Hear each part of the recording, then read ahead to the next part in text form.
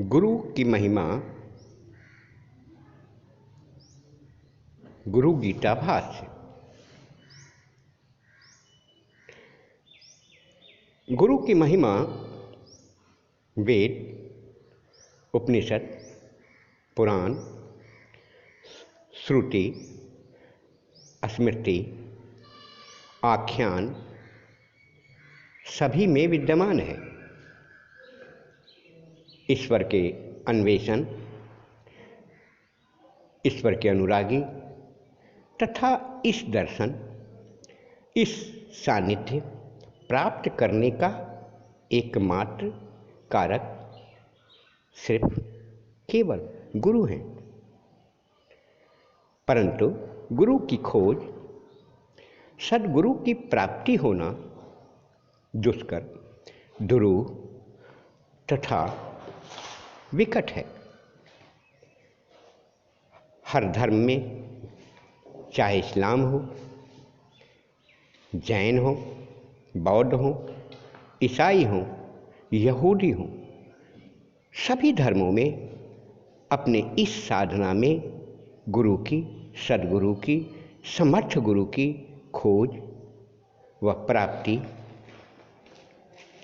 विख्यात व विद्यमान है। बिना गुरु के ज्ञान का कोई औचित्य नहीं। उसे निगुरा कहा जाता है तथा गुरु का शाप अथवा आशीर्वाद भी किसी भी साधना में हार व जीत का कारण बनता है।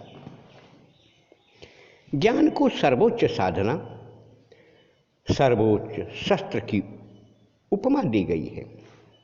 तभी तो इस ज्ञान, धर्म ज्ञान को शास्त्र अर्थात शस्त्र, योग, अस्त्र कहा जाता है। उसी से जन्म मृत्यु के पास को, आसुरी माया को, आसुरी चक्र को, आसुरी बंधन को काटा जा सकता है और मानव जन्म मृत्यु से मुक्त होकर मोक्ष की प्राप्ति कर सकता है।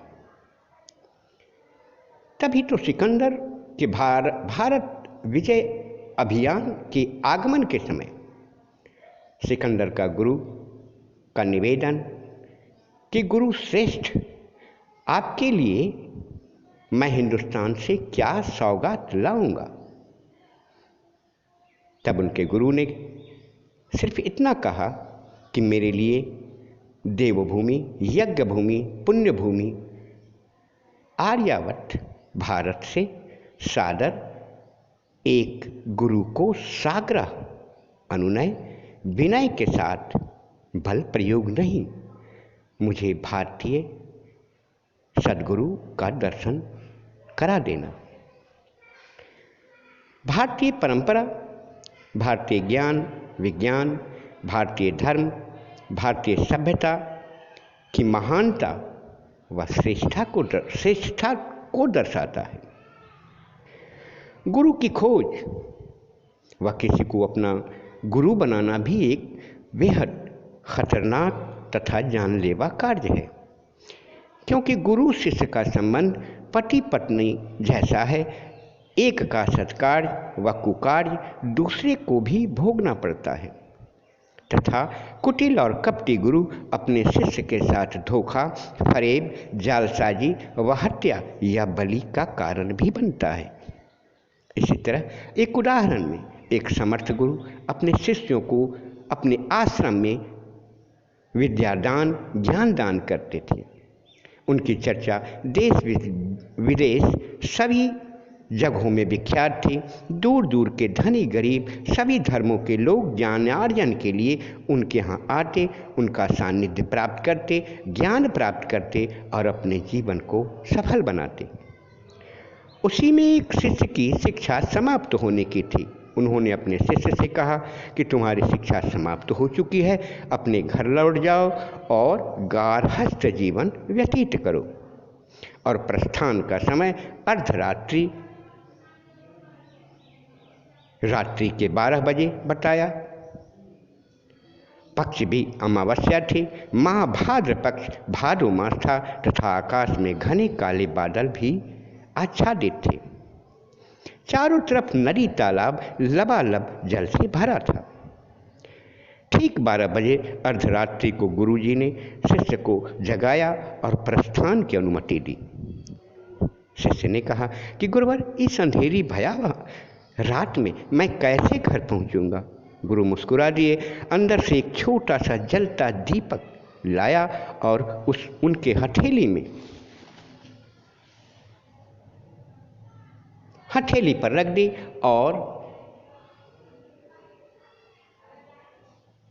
और ज्यों ही वह जाने को उद्धत हुआ, दीपक हवा के झोंके से बुझ गया। शिष्य अपने गुरु की इस क्रिया पर क्रुद्ध हो गया, कुपित हो गया। तब गुरु ने हंसकर जवाब दिया, जीवन भी इसी तरह की है। यह जीवन मृत्यु का मार्ग भी ठीक इसी तरह का है। तुम्हें स्वतः आत्मज्ञान, आत्मज्योति, स्वज्योति जलानी होगी। हो सकता है मेरी दी हुई ज्ञान अपूर्ण हो, अपर्याप्त हो, तो तुम्हें आत्मज्ञान ज्योति स्वयं जलानी होगी। तुम्हें भवसागर से पार होने वाला आत्मनौका को, जो तुम्हारी खोज, तुम्हारी अन्वेषण की होगी, तुम्हें उफनती नदी से पार करने में सहायक व समर्थ होगी। तभी तो यह दुनिया कहती है कि अंधेरे में रह, सब कुछ ठीक हो जाएगा, रोना सीख, सब कुछ ठीक हो जाएगा। परंतु यदि तुम उजाला या रोशनी या प्रकाश चाहते हो तो तुम्हें अपने मन, प्राण, शरीर को जलाना होगा, वही तुम्हें रोशनी देगी। और अगर हंसना चाहते हो तो रोना भूलना होगा। गिरने पर, चोटिल होने पर, घायल होने पर, रक्त बहने पर, दर्द होने पर तुम्हें हंसना होगा। तभी तुम हंसी, मुस्कान व आनंद का असली शाश्वत आनंद ले सकते हो। आइए हम, आप और सारा धर्मारूढ़ वैश्विक मानव समुदाय अपने भावी संतान के लिए, उसकी रक्षा के लिए, उसके मुस्कान के लिए, उसके जीवन यात्रा को सफल बनाने के लिए अपने सर्वस्व जीवन को भी एक भीष्म पितामह की तरह सरसैया कांटों की सेज पर अपने को होम कर दें, जिससे हमारी भावी संतति, भावी समस्त लोक जीव मंडल एक मृदुल मुस्कान के साथ अपने जीवन यात्रा को अमरत्व प्रदान कर सके। तथास्तु।